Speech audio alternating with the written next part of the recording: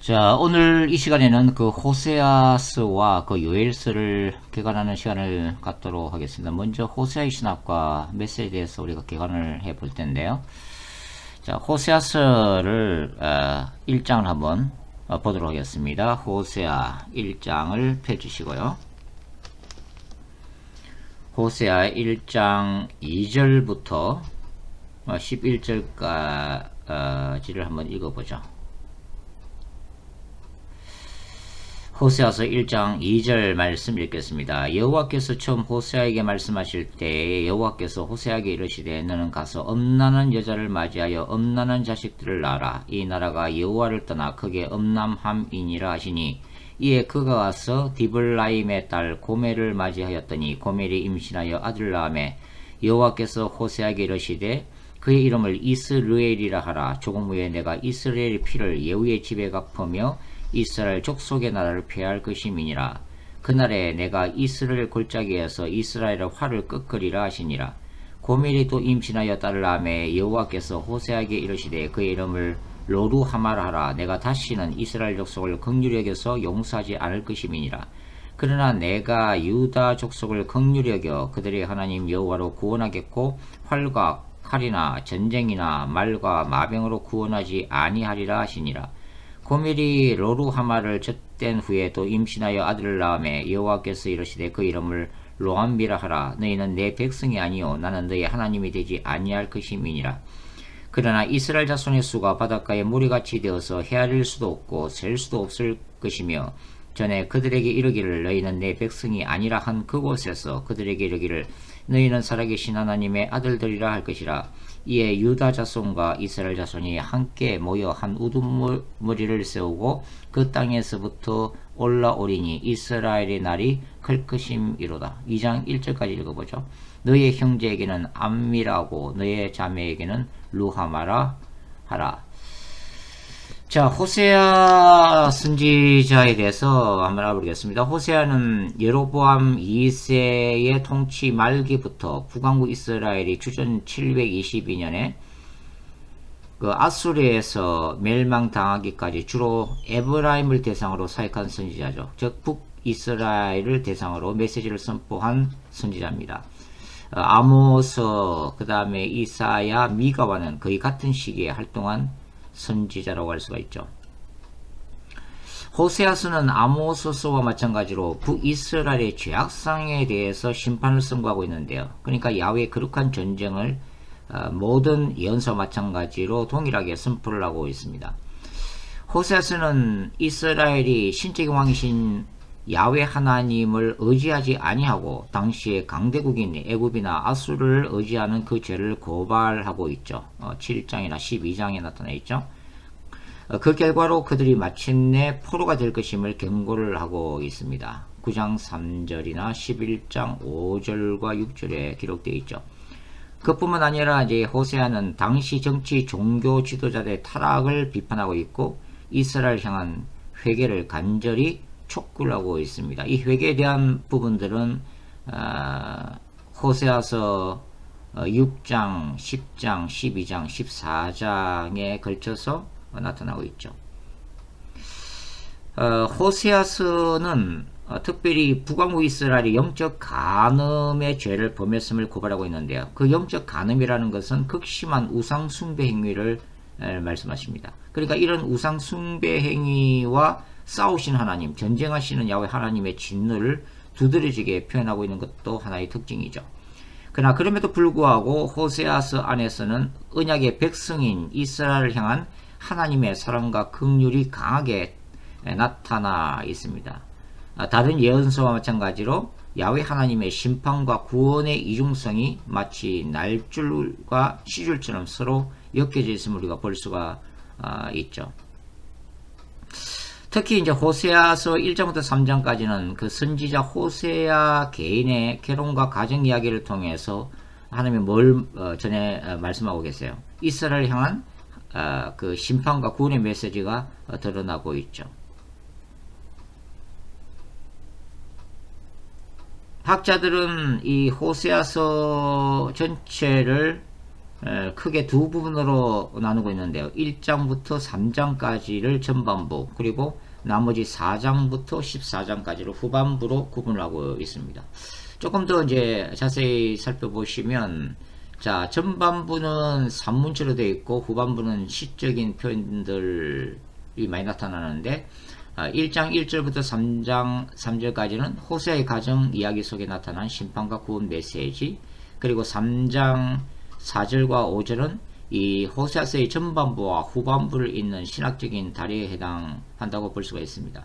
그리고 4장과 5장은 이스라엘 자손들과 제사장 왕족들에 대한 그 호세아의 특별 메시지, 그 다음에 6장과 7장은 에브라임의 여러가지 죄악들을 고발하고 있고, 8장, 9장, 10장은 우상숭배에 대한 심판 예고, 그리고 11장부터 13장은 출애굽 역사에 대한 회고와 우상숭배를 비판하고 있습니다.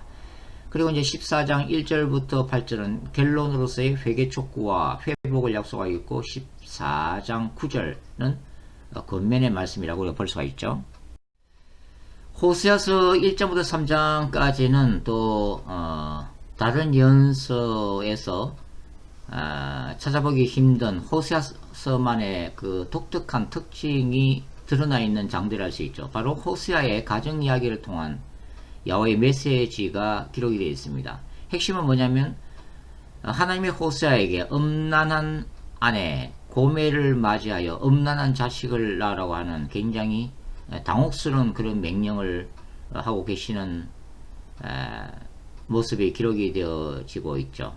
그것은 호세아의 불행한 결혼 생활을 통해서 타락한 영적 간음을 행한 북왕국 이스라엘에 대한 하나의 경종이라고 말씀을 드릴 수가 있습니다. 일부 학자들은 그 레위기 21장 7절에 근거해서 선지자가 부정한 여인을 아내로 맞이할 수 없다는 그 사실이 기초해서 고멜을 상징적인 의미로 해석하기도 하지만 실제적인 사건으로 보는 게 좋겠습니다. 예레미야나 에스겔의 경우같이 이런 고멜을 맞이하는 사건도 그 호세아 선지자의 예언적인 행위, 즉 보이는 메시지로 이해를 할 수가 있죠. 그 호세아서에서 나타난 이 음란한 아내 고멜과의 결혼 이야기는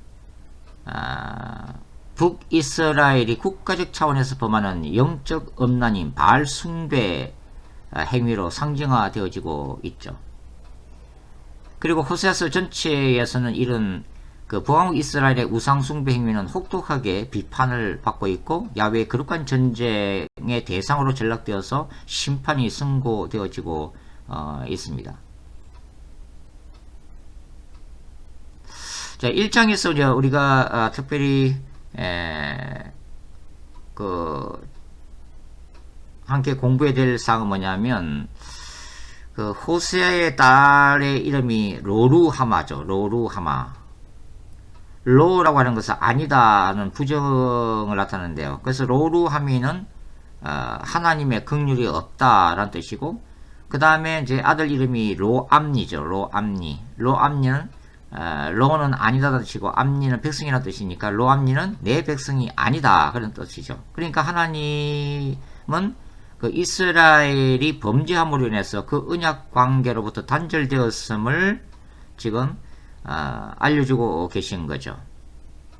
그러나 그럼에도 불구하고 그 미래적 종말론적 관점에서 볼 때는 범죄한 유다 자손과 북이스라엘에게는 메시아 왕국의 도래를 상징하는 위대한 이스라엘의 날이 올 것이라는 궁극적인 소망이 1장에서 주어지고 있습니다. 이때는 어떤 일이 나죠? 로루하마가 뭐로 바뀌죠? 루하마. 그리고 로암니가 암미로 변화가 되어지고 있습니다. 그러니까 긍휼을 받을 수 없었던 이스라엘에게 긍휼이 주어지고, 내 백성이 아니다라고 선포했던 이스라엘이 하나님의 백성이 되는 구원과 회복이 일어나고 있다고 하는 것이죠.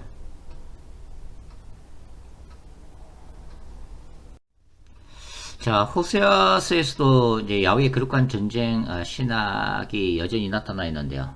호세아서 3장 하려면 읽어볼까요? 호세아서 3장 1절부터 5절까지 3장을 한번 읽어보겠습니다.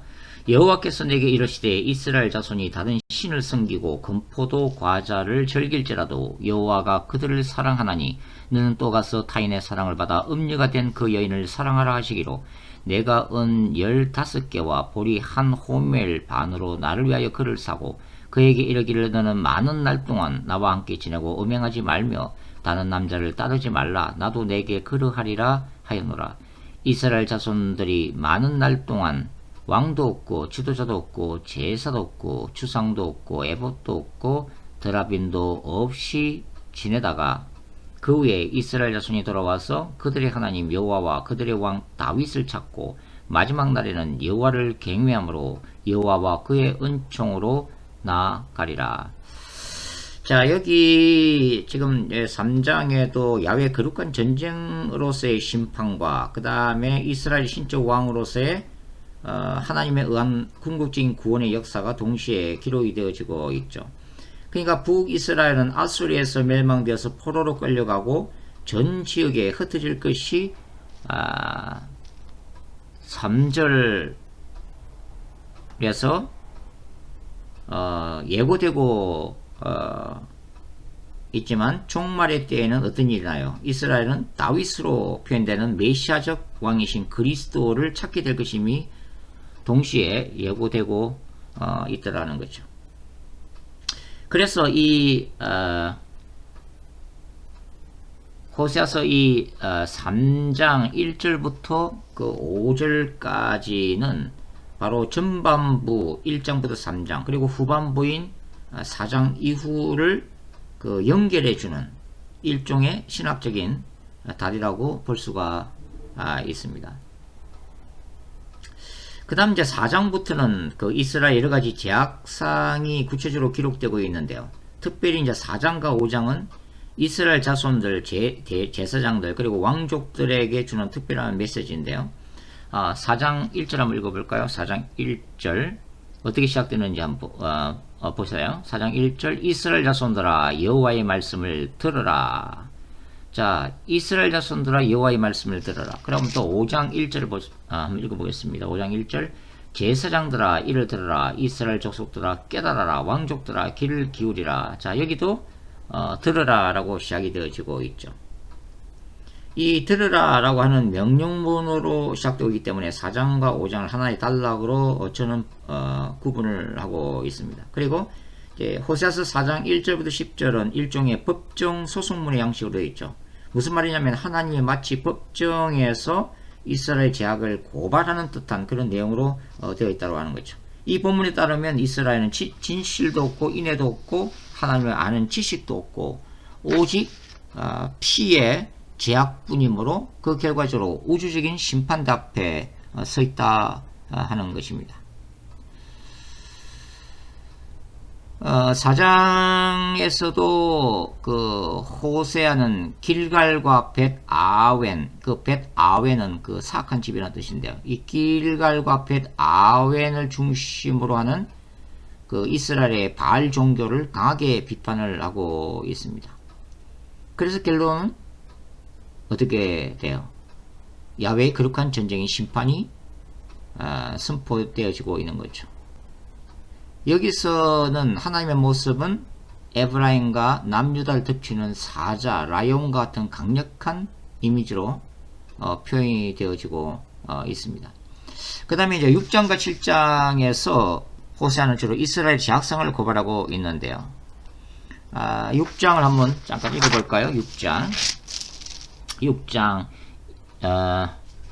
1절부터 7절까지 한번 읽어보겠습니다. 호세아서 6장 1절부터 7절. 오라 우리가 여호와께로 돌아가자. 여호와께서 우리를 찌으셨으나 도로 낫게 하실 것이요 우리를 치셨으나 싸며 주실 것임이라. 여호와께서 이틀 후에 우리를 살리시며 셋째 날에 우리를 일으키시리니 우리가 그의 앞에서 살리라. 그러므로 우리가 여호와를 알자. 힘써 여호와를 알자. 그의 나타나심은 새벽빛같이 어김없나니 비와 같이 땅을 적시는 늦은 비와 같이 우리에게 임하시리라 하니라. 에브라임아 내가 네게 어떻게 하랴 유다야 내가 네게 어떻게 하랴 너희의 인애가 아침 구름이나 쉬 없어지는 이슬 같도다. 그러므로 내가 선지자들로 그들을 치고 내 입의 말로 그들을 죽여노니 내 심판은 빛처럼 나오느니라. 나는 인애를 원하고 제사를 원하지 아니하며 번제보다 하나님 아는 것을 원하노라. 그들은 아담처럼 언약을 어기고 거기에서 나를 반역하였느니라. 자, 여기서는 그 이스라엘이 그 회개하는 형식적인 모습을 비판하는 내용입니다. 그러니까 역설적으로 깊은 회개를 하라고 하는 거죠. 이 형식적인 회개를 하는 이스라엘의 모습을 그 하나님은 단식을 하고 있습니다. 이스라엘이 아담처럼 언약을 파괴했음을 고발을 하고 있죠. 따라서 이제 6장과 7장 이어지는 그 8장과 9장 그리고 10장에서도 호세아는 이런 죄악된 이스라엘에게 야훼의 거룩한 전쟁인 심판이 승고되고 있음을 기록하고 있습니다. 전쟁의 나팔은 울려 퍼지고 있고 또 대적이 독수리와 같이 이스라엘을 덮칠 것임을 8장 1절에서 기록하고 있죠.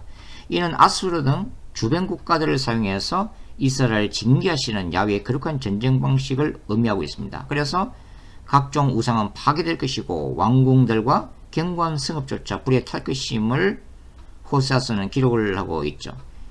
그래서 이스라엘은 이교도의 땅인 애굽이나 아수르로 흩어지고 제사와 절기들은 피하질 것임을 9장 그 3절부터 5절까지 이제 기록을 하고 있습니다. 바로 그 날이 형불의 날이요 보응의 날이고 바로 야훼의 날인 것이죠. 이제 10장에서도 호세아 선지자는 이 북왕국 이스라엘이 예로보암 2세 때에 그는 물질적인 축복과 번성을 누리고 있음에도 불구하고 이스라엘은 신적 왕신 하나님을 버리고 우상 숭배의 죄를 그치지 않음을 반복적으로 지적을 하고 있습니다. 그 다음에 이제 11장부터 13장에 걸쳐서 호세아는 이스라엘 전 역사를 회고하고 있죠. 그래서 어떻게 이스라엘과 언약을 맺으신 하나님께서 그들을 보호하시고 인도하셨음을 먼저 기록을 해놓고 있습니다. 여기서는 그 부모와 아들과의 관계로 비유를 하고 있죠. 그래서 하나님이 이스라엘 애굽으로부터 불러내셨음을 이제 기록을 하고 있는데, 특별히 이제 이 11장 호세아서 11장 호세아서 11장 1절 한번 읽어보죠. 호세아서 11장 1절 이스라엘이 어렸을 때 내가 사랑하여 내 아들을 애굽에서 불러내었다. 자, 이 구절은 이제 신약에서는 바로 마태복음 2장 15절에 재인용을 하고 있죠. 그러니까 신약에서는 인류의 구원자로 오신 아기 예수의 애굽 피난 사건과 관련지어서 인용을 하고 있습니다.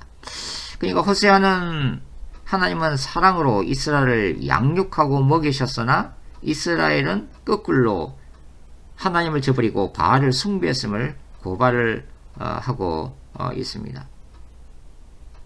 특별히 이제 호세아서 11장 8절은 한번 8절 한번 읽어볼까요? 호세아서 11장 8절 에브라임이여 내가 어찌 너를 놓겠느냐 이스라엘이여 내가 어찌 너를 버리겠느냐 내가 어찌 너를 아드마같이 놓겠느냐 어찌 너를 스보임같이 두겠느냐 내 마음이 내 속에서 돌이키어 나의 긍휼이 온전히 불불 하도다. 자, 호세아서에서 굉장히 중요한 주제 중 하나가 뭡니까? 바로 북왕국 이스라엘을 향한 하나님의 사랑과 긍휼이죠. 하나님의 북왕국을 향한 불붙는 사랑을 고백을 하고 있는 내용인데요. 특히 이 8절은 아주 그 하나님의 그 사랑 고백이 구구절절히 감동적으로 표현이 되어지고 있습니다. 그러니까 하나님의 긍휼 때문에 이스라엘은 그 죄악 때문에 심판은 피하지 못하지만은 그럼에도 불구하고 소돔과 고모라와 함께 멸망당했던 아드마와 스보인처럼 결코 진멸되지는 않을 것이라고 하는 의미죠. 그러니까 이 11장 8절은 호세아서 1장부터 3장 전반부에 기록되었던 그 음란한 고멜을 향한 그 호세아의 사랑이 그대로 다시 나타나고 있는 구절이라고 말씀을 드릴 수가 있습니다. 그 다음에 이제 12장 1절부터 6절에는 그 에브라임 북이스라엘이 애국가 아수르를 의지한 것에 대한 하나님의 법정 소송이 다시 등장이 되어지고 있고, 그 다음에 심판이 예고되고, 그 다음에 회개를 촉구를 하고 있습니다.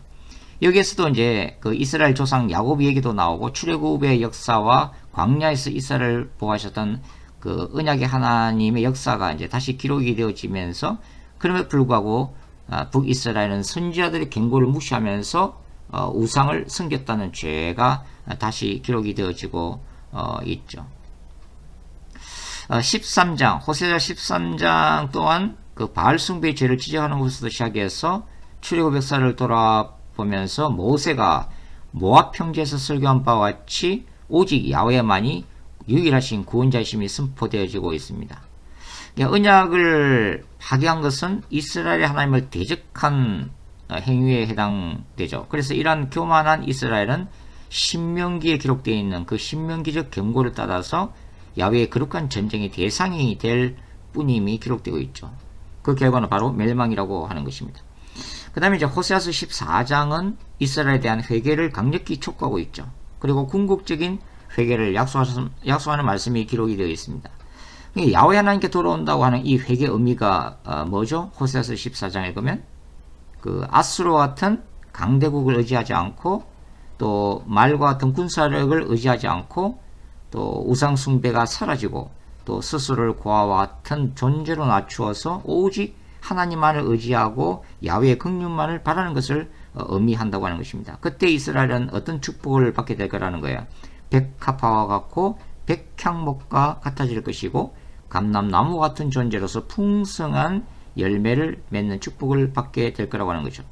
이러한 축복은 창세기 49장에 기록되어 있는 그 야곱이 유다 지파와 요셉 지파에게 약속한 유언의 내용과 대단히 유사하다는 것을 알 수가 있습니다. 그리고 이제 그 호세아서는 마지막 9절 14장 9절에서 이스라엘 향해서 이 모든 것을 깨닫는 지혜자가 되고 죄인이 아닌 의인의 길을 걸을 것을 촉구하면서 호세아서를 마무리 짓고 있죠. 자, 그래서 이제 호세아서를 요약하자면 호세아서 1장부터 3장은 뭐가 기록되어 있다고 그랬죠? 선지자 호세아와 음란한 고멜 사이의 결혼과 자녀 관계를 통해서 남편 되신 하나님과 아내 된 이스라엘 관계를 보여주고 있다고 하는 거죠. 그래서 이 전반부인 1장부터 3장에 나타나 있는 이 결혼, 간음, 회복이라는 도식은 후반부인 4장부터 14장에도 변함없이 반복되고 있다는 것입니다. 즉 하나님과 언약을 맺은 이스라엘, 그리고 우상 숭배를 통해 그 언약을 깨뜨린 이스라엘에 대한 심판과 또 이스라엘 향한 불붙는 야훼의 사랑과 긍휼로 말미암은 궁극적인 회복 메시지가 후반부인 4장부터 14장 전체를 통해서도 울려 퍼지고 있다고 하는 거죠. 호세아서에도 죄악된 이스라엘 심판하시기 위해서 아수르를 도구로 사용하시는 야훼의 거룩한 전쟁 개념이 수시로 등장할 뿐만 아니라 이스라엘의 신적 왕으로서의 하나님께서 이스라엘 궁극적으로 회복시키시는 이야기가 매장마다 서로 교차되면서 호세아서의 전체적인 메시지를 형성하고 있다는 것을 우리가 기억할 필요가 있습니다. 자, 그 다음에는 이제 이어서 그 요엘의 신학과 메시지를 간단하게 한번 살펴보겠습니다. 먼저 요엘서 1장 한번 보도록 하죠. 요엘서 1장 1절부터 4절까지만 한번 읽어보겠습니다. 요엘서 1장 1절부터 4절. 버두엘의 아들 요엘에게 임한 여호와의 말씀이라. 늙은 자들아 너희는 이것을 들을지어다. 땅의 모든 주민들아 너희는 귀를 기울일지어다. 너희의 날에나 너희 조상들의 날에 이런 일이 있었느냐. 너희는 이 일을 너희 자녀에게 말하고 너희 자녀는 자기 자녀에게 말하고 그 자녀는 후세에 말할 것이니라. 팥종이가 남긴 것을 메뚜기가 먹고 메뚜기가 남긴 것을 너치가 먹고 너치가 남긴 것을 황충이 먹었도다. 자, 이 선지자 요엘이나 요엘서의 기록 시기는 잘 알려져 있지 않습니다. 다만 그 요엘서의 연대를 바벨론 포로 이전으로 보는 것에는 모든 학자들이 동의를 하고 있습니다. 요엘서는 크게 전반부와 후반부로 나눌 수가 있는데요. 1장 1절부터 2장 17절까지, 그리고 후반부는 2장 18절부터 3장 21절까지 이렇게 나눌 수 있습니다. 전반부를 우리는 징벌의 신학이라고 부르고 후반부를 승리의 신학으로 부르는데요. 징벌의 신학이라는 것은 against Israel through enemy입니다. 이스라엘의 죄에 대해서 하나님이 다른 민족, 특별히 이제 바벨론을 통해서 심판하실 것임이 예고되고 있다는 거고, 승리의 신학은 for Israel against enemy, 궁극적으로 이스라엘을 회복시킬 것인데, 그것은 대적, 이스라엘 대적을 하나님이 심판하시고 이스라엘을 궁극적으로 세우신다는 내용으로 이렇게 볼 수가 있죠. 요엘서의 핵심적인 내용은 먼저 1장에 보시면 메뚜기 떼로 인한 농작물과 토지의 황폐화에 대해서 기록을 해놓고 있습니다. 자, 전반부에서는 뭐가 기록되어 있다고 그랬죠? 바로 이스라엘, 특별히 남유다에 대한 그 죄악에 대한 하나님의 심판이 기록되고 있다고 그랬죠. 바로 그래서 이 전반부에 나타나는 이 야훼의 날은 그 남유다의 죄악 때문에 그 남유다를 심판하시는 야훼의 거룩한 전쟁의 날로서의 야훼의 날로서 기록되어 있죠. 그리고 후반부에서는 이스라엘 대적을 심판하시는 바로 대적과 전쟁하시는 야훼의 거룩한 전쟁. 그러니까 거꾸로 얘기하면 이때 야훼의 날은, 후반부에서의 야훼의 날은 바로 이스라엘이 구원받는 그런 날로서 기록이 되고 있습니다. 그래서 이 전반부에서는 이 하나님이 메뚜기 떼를 통해서 궁극적인 심판의 날을 예고하고 있는 거죠. 그러니까 이 요엘서 2장에서는 하나님은 남유다에게 금식일을 정하고 성회를 소집하여 제사장부터 어린아이까지 국가적으로 회개할 것을 요구하고 계십니다.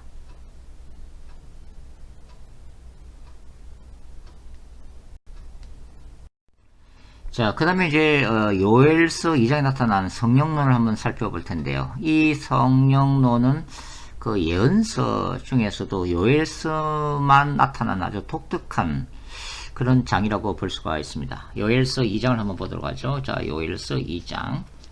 굉장히 중요한 그 장인데요. 그 요엘서 2장 28절부터 32절까지 읽어보겠습니다. 요엘서 2장 28절부터 그 후에 내가 내 영을 만민에게 부어주리니 너의 자녀들이 장래 일을 말할 것이며 너의 늙은이는 꿈을 꾸며 너의 젊은이는 이상을 볼 것이며 그때 또 내가 내 영을 남종과 여종에게 부어줄 것이며 내가 이적을 하늘과 땅에 베풀리니 곧 피와 불과 연기 기둥이라. 여호와의 크고 두려운 날이 이르기 전에 해가 어두워지고 달이 핏빛같이 변하려니와 누구든지 여호와 이름을 부르는 자는 구원을 얻으리니 이는 나 여호와의 말대로 시온산과 예루살렘에서 피할 자가 있을 것이며 남은 자 중에 나 여호와의 부름을 받을 자가 있을 것임이니라. 이 2장 28절부터 32절은 그 요엘서의 전문맥인 1장 18절부터 27절과 또 후문맥인 3장 1절부터 15절을 연결시켜주는 신학적 연결고리, 커넥팅 체인으로서 역할을 감당을 하고 있습니다. 그래서 이 요엘서 전체의 구조 속에서 이 요엘 2장 28절부터 32절이 가지는 신학적인 그 위치는 아주 독특하면서 중요하다고 볼 수가 있죠.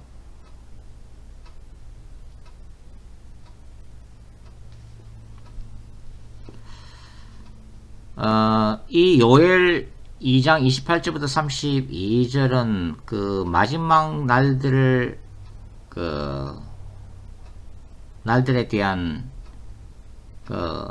하나님의 계시적인 사건으로서의 성령의 부으심이 특별히 약속이 되어지고 있는데요.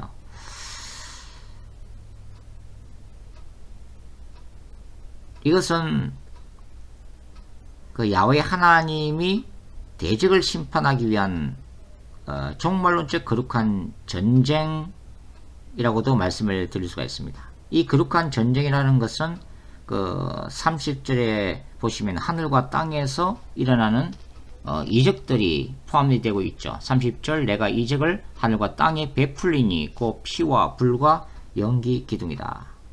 이 피와 불과 연기는 무엇일까요? 바로 출애굽 모티브를 얘기하는 거죠.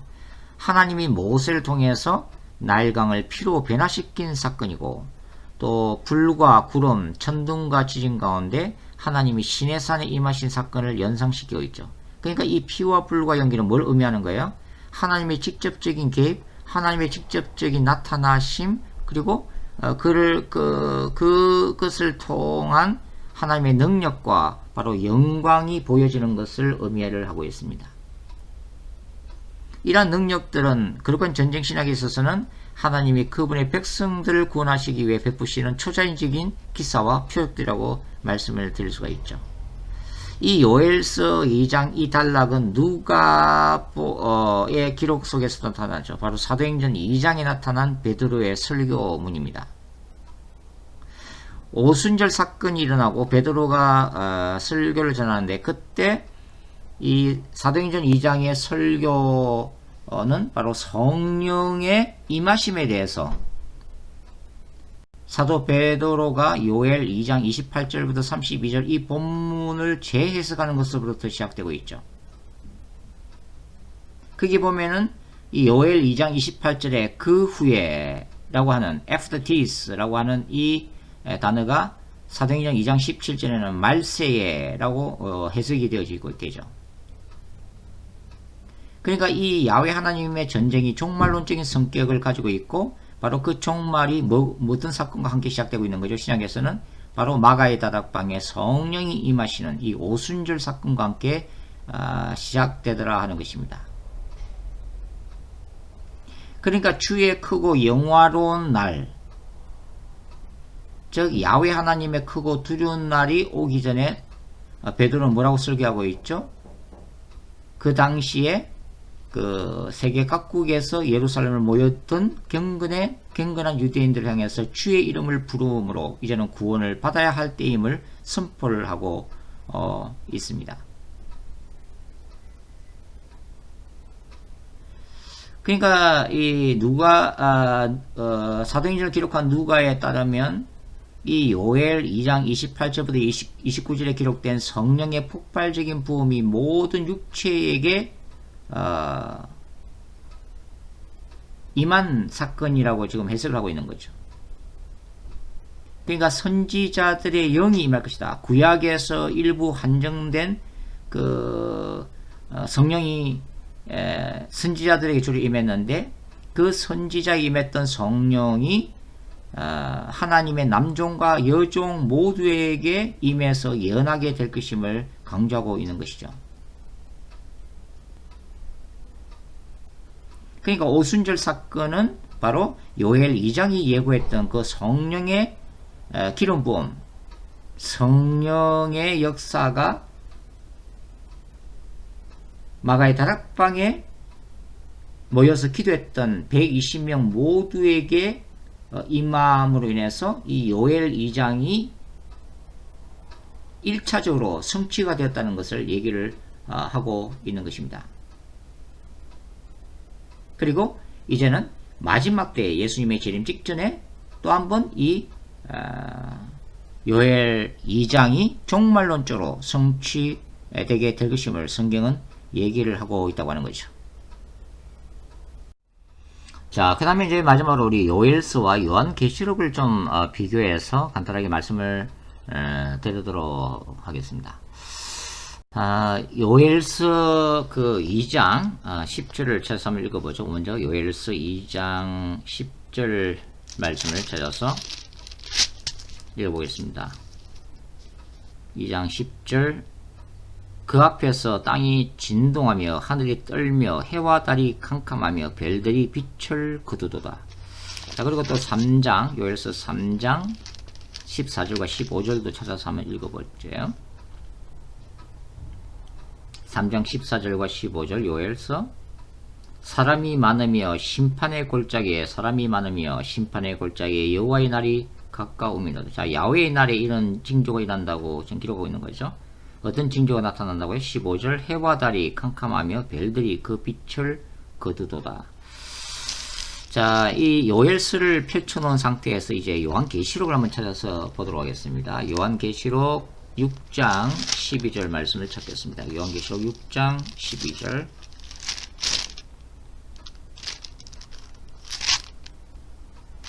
12절과 13절만 읽어보죠. 요한계시록 6장 12절 13절. 내가 보니 여섯째 인을 떼실 때 큰 지진이 나며 해가 검은 털로 짠 상복같이 검어지고 달은 온통 피같이 되며 하늘의 별들이 무화과 나무가 대풍에 흔들려 스익은 열매가 벌어지는 것 같이 땅에 떨어지며. 자, 여기 보시면은 이 요한계시록 이 6장 그 12절 여섯째 인이 떼어지는 날은 바로 신약적인 야훼의 날, 즉 예수 그리스도의 재림의 날을 의미하고 있는데요. 여기 보시면 해가 어두워지고 달이 핏빛으로 변하는 바로 그런 우주적인 징조가 나타나고 있음을 얘기를 하고 있는 거죠. 그러니까 구약의 12서신지서에 나타나는 궁극적인 이 야훼의 날, 이스라엘의 대적들이 심판을 받고 이스라엘의 궁극적인 구원을 받는 이 날은 신약에서 보면 바로 예수 그리스도의 재림의 날을 의미하고 있는 것입니다. 자, 그 다음에 다시 요엘서 3장을 보시죠. 요엘서 3장 13절 보겠습니다. 요엘서 3장 13절. 다시 한번 읽어보겠습니다. 요엘서 3장 14절 3절 시작. 너희는 낫을 쓰라 곡식이 익었도다 와서 밟을지어다 포도주 틀이 가득히 차고 포도주 독이 넘치니 그들의 악이 크미로. 자, 이 구절은 하나님이 이스라엘의 대적들을 여호사밧 골짜기에서 심판하시는 장면이죠. 여기 보면 하나님이 포도주를 바른 것처럼 심판하시는 장면이 상징적으로 묘사되어지고 있는데요. 자, 요한계시록을 한번 찾아보도록 하겠습니다. 요한계시록 14장을 찾겠습니다. 요한계시록 14장. 요한계시록 14장 17절부터 20절까지를 찾아서 함께 읽어보겠습니다. 요한계시록 14장 17절 시작. 또 다른 천사가 하늘에 있는 성전에서 나오는데 역시 예리한 낫을 가졌더라. 또 불을 다스리는 다른 천사가 제단으로부터 나와 예리한 낫 가진 자를 향하여 큰 음성으로 불러 이르되 내 예리한 낫을 휘둘러 땅에 포도송이를 거두라. 그 포도가 익었느니라 하더라. 천사가 낫을 땅에 휘둘러 땅에 포도를 거두어 하나님의 진노의 큰 포도주 틀에 던짐에 성 밖에서 그 틀이 밟히니 틀에서 피가 나서 말구레까지 닿았고 1600스타디언에 per렸더라. 자, 여기 종말론적인 심판이 나타나 있는데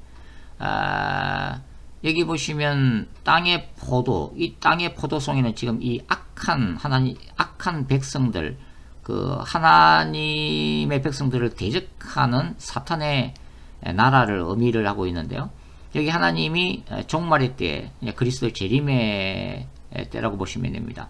포도주 틀에다가 넣고서 발로 밟는데 그 틀에서 피가 흥건하게 나오는 무슨 환상이 이제 기록이 되어지고 있죠. 그 다음에 이제 요엘서 3장 14절에 그 하나님이 이스라엘 대적을 심판하시는 골짜기를 뭐라 불러요? 이게 심판의 골짜기라고 부르죠. 요엘 3장 14절 사람이 많으며 심판의 골짜기에 사람이 많으며 심판의 골짜기에 여호와의 날이 가까웁니다.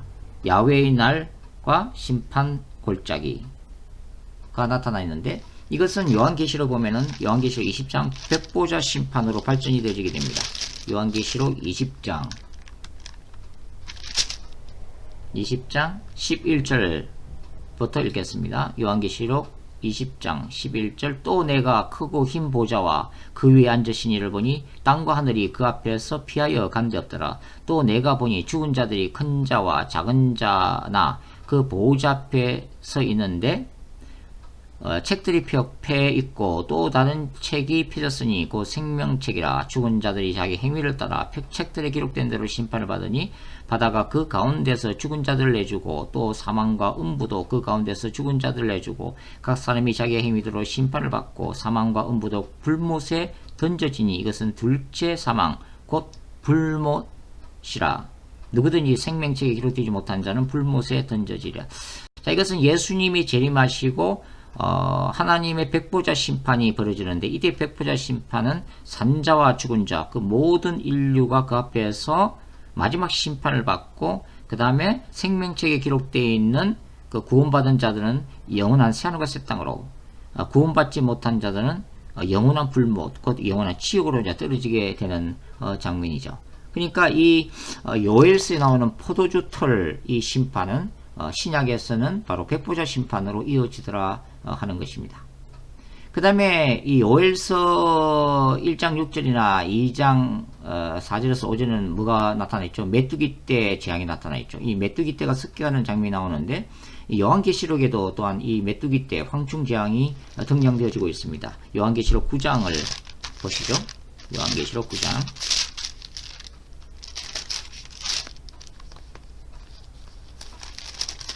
요한계시록 9장.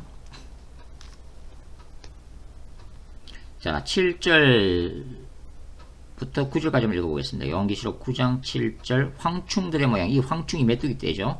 황충들의 모양은 전쟁을 위하여 준비한 말들 같고 그 머리에 금 같은 관 비슷한 것을 썼으며 그 얼굴은 사람의 얼굴 같고 또 여자의 머리털 같은 머리털이 있고 그 이빨은 사자의 이빨 같으며 또 철 호신경 같은 호신경이 있고 그 날개들의 소리는 병거와 많은 말들이 전쟁에서 달려 들어가는 소리 같으며. 자, 여기 나오는 이제 황충 군대는 마지막 때에 지옥의 문이 열리고 지옥에서 사탄의 군대가 지구상에 쏟아져서 재앙을 일으키는 그 환상인데요. 요엘서에 나오는 바로 메뚜기 떼 재앙은 신약의 요한계시록에서는 메뚜기의 모습을 한 사탄의 군대로 묘사되어지고 있습니다. 그리고 이 요엘서 3장을 보면 3장 9절부터 11절까지 읽어보죠. 요엘서 3장 9절부터 너희는 모든 민족에 이렇게 널리 선포할지어다. 너희는 전쟁을 준비하고 용사를 격리하고 병사로 다 가까이 나와서 올라오게 할지어다. 너희는 보습을 쳐서 칼을 만들지어다. 낫을 쳐서 창을 만들지어다. 약한 자도 이르기를 나는 강하다 할지어다. 사면의 민족들아 너희는 속히 와서 모일지어다. 여호와여 주의 용사들로 그리로 내려오게 하옵소서. 자, 여기에는 바로 바벨론을 포함한 대적들에게 전쟁을 준비하라고 지금 하나님이 명령하고 있는 모습이죠. 그리고 여호사밧 골짜기로 끌어들인 다음에 하나님의 군대로 하여금 이들을 괴멸시키시는, 심판하시는 모습이 기록되고 있는데요. 바로 이렇게 예루살렘 남유다를 공격하는 열방의 군대는 요한계시록에서는 뭐로 나타났어요? 바로 적그리스도의 군대로 나타나고 있죠. 요한계시록 16장을 보도록 하겠습니다. 요한계시록 16장 12절을 한번 찾겠습니다. 요한계시록 16장 12절 시작. 또 여섯째 천사가 그 대접을 큰 강 유브라데에 쏟으며 강물이 말라서 동방에서 오는 왕들의 길이 예비되었더라. 또 내가 보매 개구리 같은 새 더러운 영이 용의 입과 짐승의 입과 거짓 선지자 입에서 나오니 그들은 귀신의 영이라. 이적을 행하여 온 천하 왕들에게 가서 하나님 곧 전능하신 이의 큰 날에 있을 전쟁을 위하여 그들을 모으더라. 자, 전능하신 이의 큰 날은 바로 예수 그리스도의 재림의 날인데, 바로 예수 그리스도의 이 재림의 날을 대비해서 하나님의 나라를 공격하는 사탄의 나라, 바로 용인 사탄의 군대, 즉 그리스도의 군대를 지금 묘사하고 있는 거죠. 20장도 볼까요? 자, 요한계시록 20장 7절과 8절.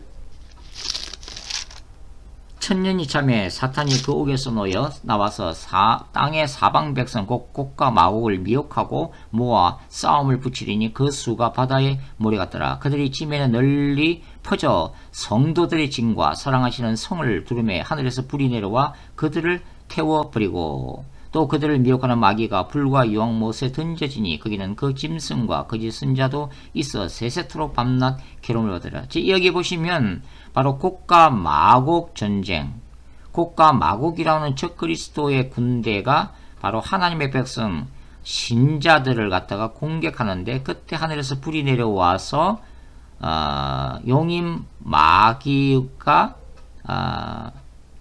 영원한 불못에 던지는 심판을 받게 된 것임을 지금 기록되고 있죠. 이것이 마지막 예수님의 재림 직전에 일어날 하나님의 나라와 사탄의 나라와의 영적 전쟁이죠.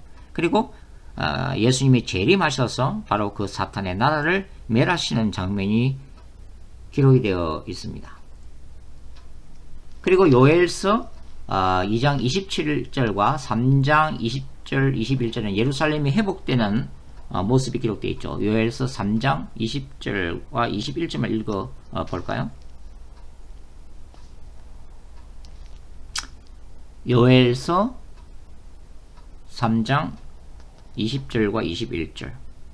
유다는 영원히 있겠고 예루살렘은 대대로 있으리라. 내가 전에는 그들의 피 흘림 당한 것을 갚아주지 아니하였거니와 이제는 갚아주리니 이는 여호와께서 시온에 거하심이라.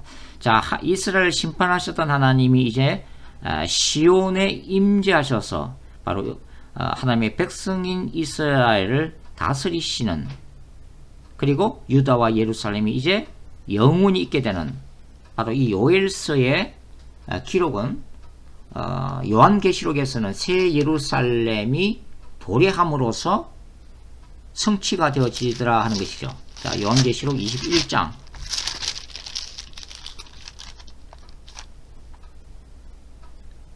1절과 2절만 읽어보겠습니다. 요한계시록 21장 1절과 2절. 또 내가 새하늘과 새 땅을 보니 처음 하늘과 처음 땅이 없어졌고 바다도 다시 있지 않더라. 또 내가 보매 거룩한 성 새 예루살렘이 하나님께로부터 하늘에서 내려오니 그 준비한 것이 신부가 남편을 위해서 단장한 것 같더라. 예수님의 재림 이후에 이 땅의 모든 죄악이 멸하여지고 하늘에서 새하늘과 새 땅 새 예루살렘이 내려온다고 하는 거죠. 바로 영원한 천국에 대한 사도 요한의 환상이라고 말씀을 드릴 수가 있죠. 그리고 우리가 아까 읽어봤던 요엘 2장 28절부터 32절 성령이 부으심을 받고 선지자 영이 남종과 여종에 임하는 이 영적 부흥 역사는 요한계시록에서는 계시록 11장을 보시면 예수 그리스도의 재림을 준비하는 두 증인의 부흥 사역으로 이어지고 있음을 우리가 알 수가 있습니다.